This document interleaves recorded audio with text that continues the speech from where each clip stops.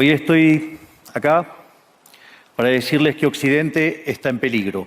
En lo único que devino esta agenda del feminismo radical, darle trabajo a burócratas que no le aportaron nada a la sociedad, sea en formato de ministerios de la mujer o organismos internacionales dedicados a promover esta agenda. Otro de los conflictos que los socialistas plantean es del hombre contra la naturaleza. Comunistas, fascistas, nazis, socialistas, socialdemócratas, nacionalsocialistas, demócratas cristianos, keynesianos, neokeynesianos, progresistas, populistas. Quiero darles un mensaje a todos los empresarios aquí presentes. No se dejen amedrentar ni por la casta política ni por los parásitos que viven del Estado. No se entreguen a una clase política que lo único que quiere es perpetuarse en el poder y mantener sus privilegios. Ustedes son benefactores sociales, ustedes son héroes y sepan que a partir de hoy cuentan con Argentina como un aliado incondicional. Muchísimas gracias y ¡viva la libertad, carajo! Buenas tardes. Muchas gracias. Hoy estoy acá para decirles que Occidente está en peligro. Está en peligro porque aquellos que supuestamente deben defender los valores de Occidente se encuentran cooptados por una visión del mundo que inexorablemente conduce al socialismo y, en consecuencia, a la pobreza. Lamentablemente, en las últimas décadas, motivados por algunos deseos bien pensantes de querer ayudar al prójimo y otros por el deseo de pertenecer a una casta privilegiada, los principales líderes del mundo occidental han abandonado el modelo de la libertad por distintas versiones de lo que llamamos colectivismo. Nosotros estamos acá para decirles que los experimentos colectivistas nunca son la solución a los problemas que aquejan a los ciudadanos del mundo, sino que, por el contrario, son su causa. Créanme, nadie mejor que nosotros los argentinos para dar testimonios de estas dos cuestiones. Cuando adoptamos el modelo de la libertad, allá por el año 1860, en 35 años nos convertimos en la primer potencia mundial, mientras que cuando abrazamos el colectivismo, a lo largo de los últimos 100 años, vimos cómo nuestros ciudadanos comenzaron a empobrecerse sistemáticamente hasta caer en el puesto número 140 del mundo. Pero antes de poder dar esta discusión, sería importante que primero viéramos los datos que sustentan por qué el capitalismo de libre empresa no solo es un sistema posible para terminar con la pobreza del mundo, sino que es el único sistema moralmente deseable para lograrlo. Si consideramos la historia del progreso económico, podemos ver cómo desde el año 0 hasta el año 1800 aproximadamente, el PBI per cápita del mundo prácticamente se mantuvo constante durante todo el periodo de referencia. Si uno mira un gráfico de la evolución del crecimiento económico a lo largo de la historia de la humanidad, uno estaría viendo un gráfico con la forma de un palo de hockey, una función exponencial que se mantuvo constante durante el 90% del tiempo y se dispara exponencialmente a partir del siglo XIX. La única excepción a esta historia de estancamiento se dio a finales del siglo XV con el descubrimiento de América. Pero salvando esta excepción, a lo largo de todo el periodo entre el año 0 y el año 1800, el PBI per cápita a nivel global se mantuvo estancado. Ahora bien, no solo que el capitalismo generó una explosión de riqueza desde el momento que se adoptó como sistema económico, sino que, si uno analiza los datos, lo que se observa es que el crecimiento se viene acelerando a lo largo de todo el periodo. Durante todo el periodo comprendido entre el año 0 y el 1800, la tasa de crecimiento del PBI per cápita se mantuvo estable en torno al 0,02% anual, es decir, prácticamente sin crecimiento. A partir del siglo XIX, con la revolución industrial, la tasa de crecimiento pasa al 0,66%. A ese ritmo, para duplicar el PBI per cápita, se necesitarían crecer durante 107 años. Ahora bien, si observamos el periodo entre 1900 y 1950, la tasa de crecimiento se acelera al 1,66% anual. Ya no necesitamos 107 años para duplicar el PBI per cápita, sino 66. Y si tomamos el periodo comprendido entre 1950 y el año 2000, vemos que la tasa de crecimiento fue de 2,1% anual, lo que derivaría en que en solo 33 años podríamos duplicar el PBI per cápita del mundo. Esta tendencia, lejos de detenerse, se mantiene viva aún hoy. Si tomamos el periodo entre el año 2000 y el 2023, la tasa de crecimiento volvió a acelerar el 3% anual, lo que implica que podríamos duplicar nuestro PBI per cápita en el mundo en tan solo 23 años. Ahora bien, cuando se estudia el PBI per cápita desde el año 1800 al día de hoy, lo que se observa es que luego de la revolución industrial, el PBI per cápita mundial se multiplicó por más de 15 veces, generando una explosión de riqueza que sacó de la pobreza al 90% de la población mundial. No debemos olvidar nunca que para el año 1800, cerca del 95% de la población mundial vivía en la pobreza más extrema, mientras que ese número cayó al 5% para el año 2020, previo a la pandemia. La conclusión es obvia. Lejos de ser la causa de nuestros problemas, el capitalismo de libre empresa como sistema económico es la única herramienta que tenemos para terminar con el hambre, la pobreza y la indigencia a lo largo y a lo ancho de todo el planeta. La evidencia empírica es incuestionable. Por eso, como no cabe duda de que el capitalismo de libre mercado es superior en términos productivos, la doxa de izquierda ha atacado al capitalismo por sus cuestiones de moralidad, por ser, según ellos, dicen sus detractores, que es injusto. Dicen que el capitalismo es malo porque es individualista y que el colectivismo es bueno porque es altruista, con la ajena. Y en consecuencia bregan por la justicia social. Pero este concepto que en el primer mundo se ha puesto de moda en la última época, en mi país es una constante del discurso político desde hace más de 80 años. El problema es que la justicia social no es justa, sino que tampoco aporta al bienestar general. Muy por el contrario, es una idea intrínsecamente injusta, porque es violenta. Es injusta porque el Estado se financia a través de impuestos y los impuestos se cobran de manera coactiva. ¿O acaso alguno de nosotros puede decir que paga los impuestos de manera voluntaria? Lo cual significa que el Estado se financia a través de la coacción y que a mayor carga impositiva, mayor es la coacción, menor es la libertad. Quienes promueven la justicia social parten de la idea de que el conjunto de la economía es una torta que se puede repartir de una manera distinta. Pero esa torta no está dada, es riqueza que se va generando en lo que, por ejemplo, Israel Kirzler llama un proceso de descubrimiento de mercado. Si el bien o servicio que ofrece una empresa no es deseado, esa empresa quiebra a menos que se adecúe a lo que el mercado le está demandando. Si genera un producto de buena calidad a un buen precio atractivo, le va a ir bien y va a producir más. De modo que el mercado es un proceso de descubrimiento en el cual el capitalista encuentra sobre la marcha el rumbo correcto. Pero si el Estado castiga al capitalista por tener éxito y lo bloquea en este proceso de descubrimiento, destruye sus incentivos y las consecuencias de ello es que va a producir menos y la torta será más chica, generando perjuicio para el conjunto de la sociedad.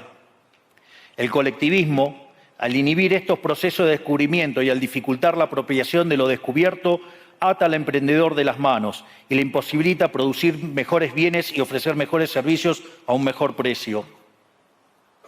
¿Cómo puede ser entonces que desde la academia, los organismos internacionales, la política y la teoría económica se demonice un sistema económico que no solo ha sacado de la pobreza más extrema al 90% de la población mundial y lo hace cada vez más rápido, sino que además es justo y moralmente superior? Gracias al capitalismo de libre empresa, hoy el mundo se encuentra en su mejor momento. No hubo nunca en toda la historia de la humanidad un momento de mayor prosperidad que el que vivimos hoy.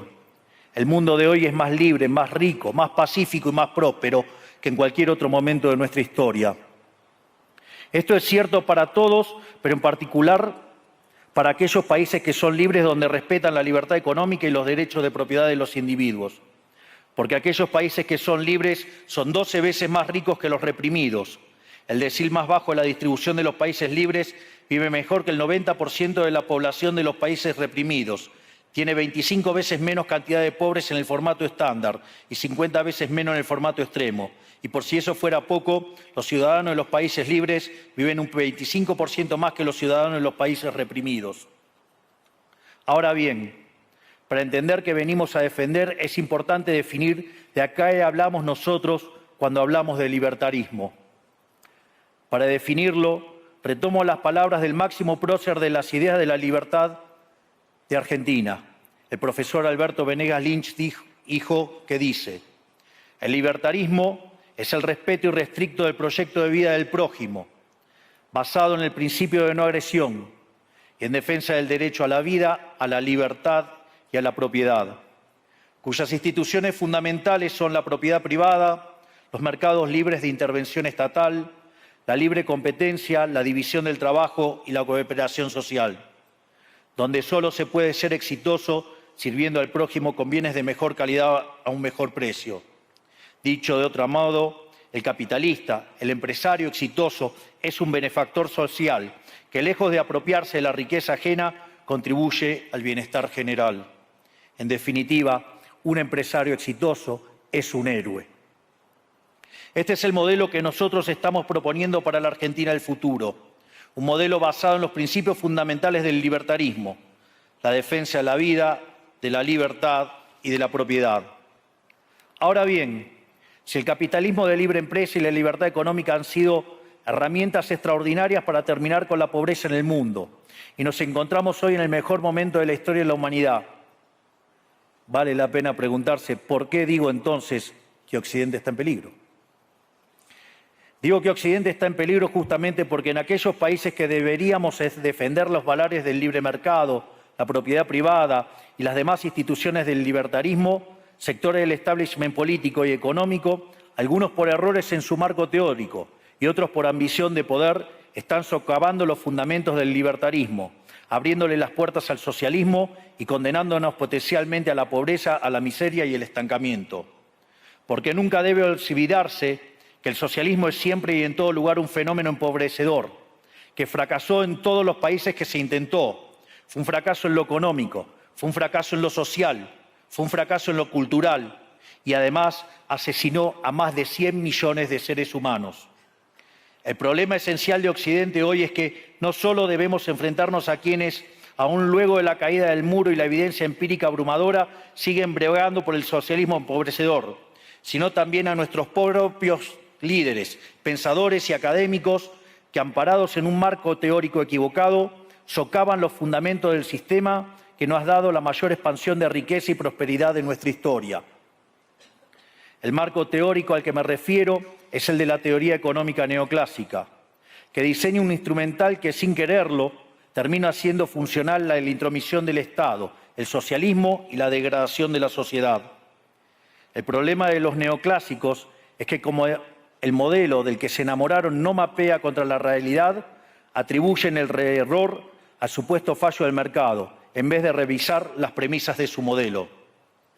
Sobre pretexto de un supuesto fallo de mercado, se introducen regulaciones que lo único que generan es distorsiones en el sistema de precios que impiden el cálculo económico y, en consecuencia, el ahorro, la inversión y el crecimiento.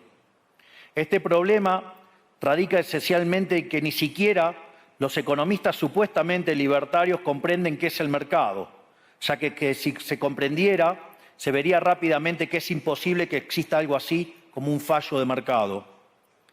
El mercado no es una mera descripción gráfica de una curva de oferta y otra de demanda en un gráfico. El mercado es un mecanismo de cooperación social donde se intercambian voluntariamente derechos de propiedad. Por lo tanto, dada esta definición, hablar de fallo de mercado es un oxímoron. No existe el fallo de mercados. Si las transacciones son voluntarias, el único contexto en el que puede haber un fallo de mercado es si hay coacción. Y el único con la capacidad de coaccionar de manera generalizada es el Estado, que tiene el monopolio de la violencia. En consecuencia, si alguien considera que hay un fallo de mercado, les recomendaría que revisen si hay intervención estatal en el medio. Y si encuentran que no hay intervención estatal en el medio, les sugiero que hagan de nuevo el análisis porque definitivamente está mal. Los fallos de mercado no existen. Un ejemplo de los supuestos fallos de mercado que describen los neoclásicos son las estructuras concentradas de la economía. Sin embargo, sin funciones que presenten rendimientos crecientes a escala, cuya contrapartida son las estructuras concentradas de la economía, no podríamos explicar el crecimiento económico desde el año 1800 hasta hoy. Fíjense qué interesante. Desde el año 1800 en adelante, con la población multiplicándose más de 8 o 9 veces, el producto per cápita creció más de 15 veces. Es decir, existen rendimientos crecientes. Eso llevó la pobreza extrema del 95% al 5%. Sin embargo, esas presencias de rendimientos crecientes implican estructuras concentradas, lo que se llamaría, por ejemplo, un monopolio. ¿Cómo puede ser que algo que haya generado tanto bienestar, para la teoría neoclásica, eso es un fallo de mercado? Economistas neoclásicos, salgan de la caja. Cuando el modelo falla, no hay que enojarse con la realidad, hay que enojarse con el modelo y cambiarlo. El dilema que enfrenta el modelo neoclásico es que dicen querer perfeccionar el funcionamiento del mercado atacando lo que ellos consideran fallos, pero al hacerlo no solo abren las puertas del socialismo, sino que atentan contra el crecimiento económico. Ejemplo, regular monopolios, destruirle las ganancias y destrozar los rendimientos crecientes, automáticamente destruiría el crecimiento económico. Dicho de otro modo, cada vez que ustedes quieran hacer una corrección de un supuesto fallo de mercado, inexorablemente, por desconocer lo que es el mercado o por haberse enamorado de un modelo fallido, están abriendo las puertas al socialismo y están condenando a la gente a la pobreza.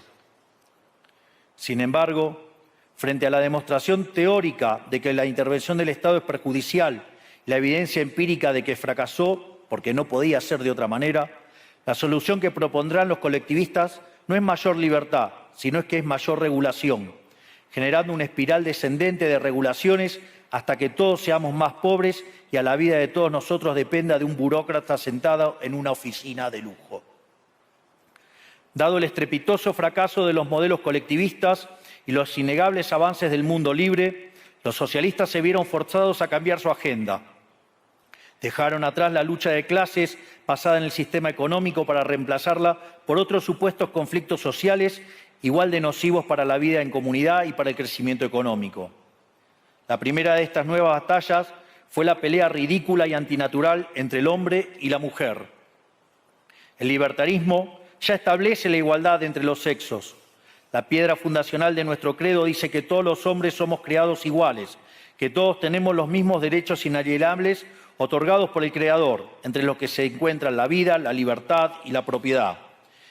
En lo único que devino esta agenda del feminismo radical es en mayor intervención del Estado para entorpecer el proceso económico, darle trabajo a burócratas que no le aportaron nada a la sociedad, sea en formato de ministerios de la mujer o organismos internacionales dedicados a promover esta agenda. Otro de los conflictos que los socialistas plantean es del hombre contra la naturaleza. Sostienen que los seres humanos dañamos el planeta y que debe ser protegido a toda costa, incluso llegando a abogar por mecanismos de control poblacional o en la agenda sangrienta del aborto. Lamentablemente, estas ideas nocivas han pregnado fuertemente en nuestra sociedad. Los neomarxistas han sabido cooptar el sentido común de Occidente. Lograron esto gracias a la apropiación de los medios de comunicación, de la cultura, de las universidades y sí, también de los organismos internacionales. Este último caso es el más grave, tal vez, porque se trata de instituciones que tienen enorme influencia en las decisiones políticas y económicas de los países que integran esos organismos multilaterales. Por suerte, somos cada vez más los que nos atrevemos a levantar la voz, porque vemos que si no combatimos frontalmente estas ideas, el único destino posible es que cada vez vamos a tener más Estado, más regulación, más socialismo, más pobreza, menos libertad y, en consecuencia, peor nivel de vida. Occidente, lamentablemente, ya comenzó a transitar este camino.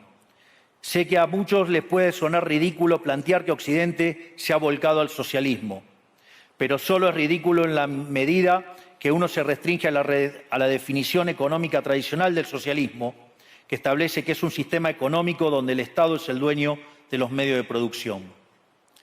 Esta definición debería ser, desde mi punto de vista, actualizada a las circunstancias presentes. Hoy los estados no necesitan controlar directamente los medios de producción para controlar cada aspecto de la vida de los individuos. Con herramientas como la emisión monetaria, el endeudamiento, los subsidios, el control de la tasa de interés, los controles de precios y las regulaciones para corregir los supuestos fallos de mercado, pueden controlar los destinos de millones de seres humanos.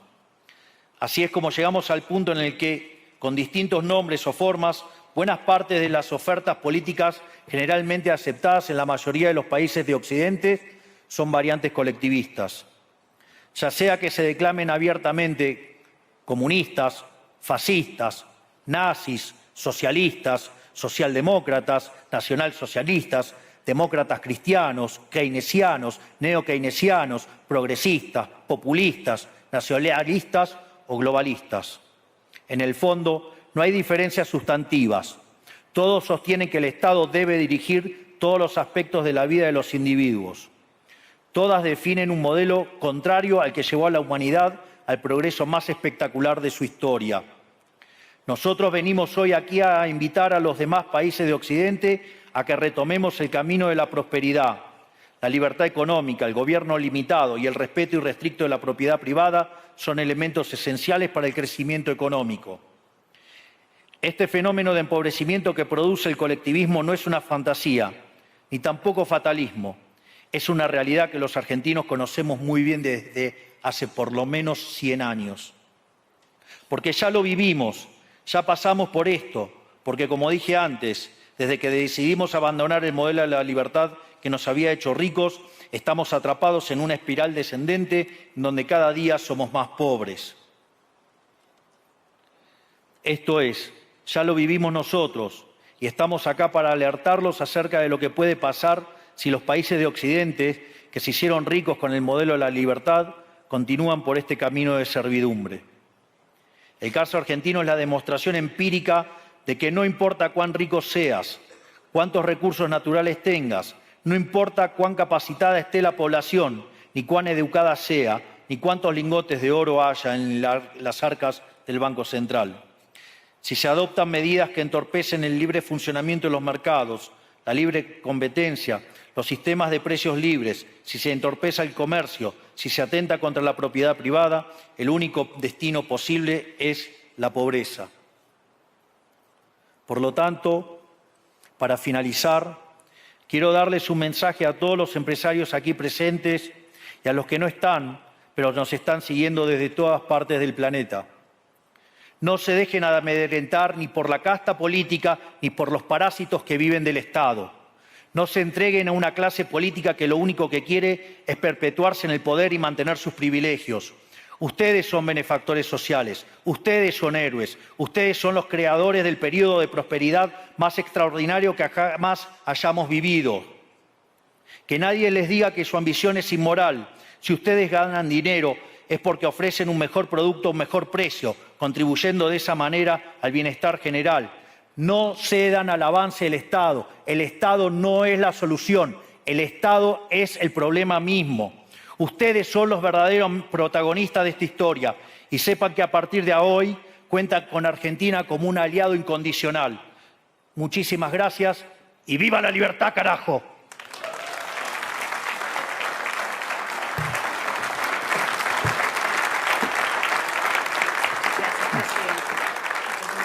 Gracias.